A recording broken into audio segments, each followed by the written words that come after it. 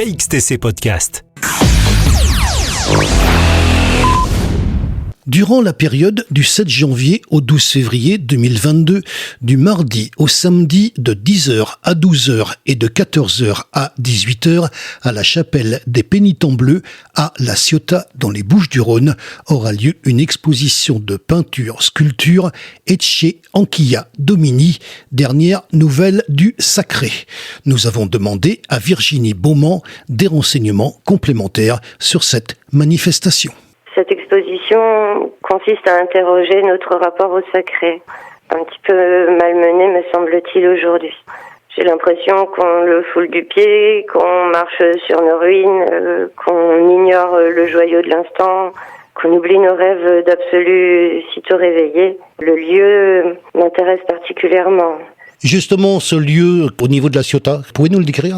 La chapelle des Pénitents Bleus, un immense volume, mais surtout qui date de la Renaissance, qui a été bouleversé au fil des temps, qui a servi à des fins militaires, à des particuliers, scieries, même garage d'autobus. Quand je pense qu'au milieu du chœur, il y avait une fosse à vidange et que les parois avaient été ouvertes pour laisser passer de gros véhicules, enfin, ça semble une aberration. Et en fait, il n'a jamais connu d'office.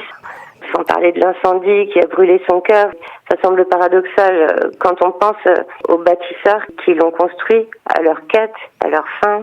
Pour moi, c'est déterminant. C'est pour ça que ma proposition d'y exposer a été acceptée.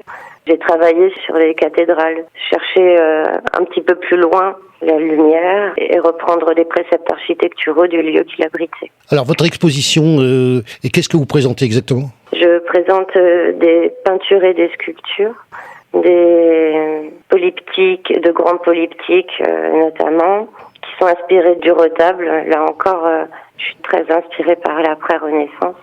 Même si les codes sont similaires, les contours en sont très différents. C'est quand même postmoderne.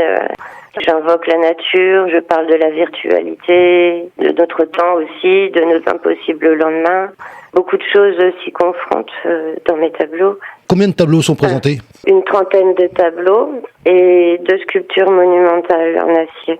C'est vrai que je travaille sur de très grands formats. C'est pas présomptueux du tout. Quelque part, on peut tricher en travaillant en petit quand on domine son support. En grand, d'autres choses interviennent.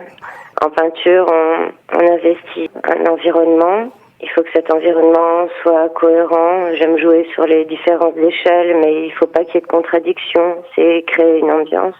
Quant aux sculptures, alors là, on est carrément dominé par les éléments. Une petite faute sur les centres de gravité ou les rapports des contrepoids et c'est 900 kilos qui s'effondrent. Il faut penser, comme c'est des sculptures qui vivent aussi en extérieur, il faut penser au vent, il faut penser au sol, il faut penser à ce qui nous précède.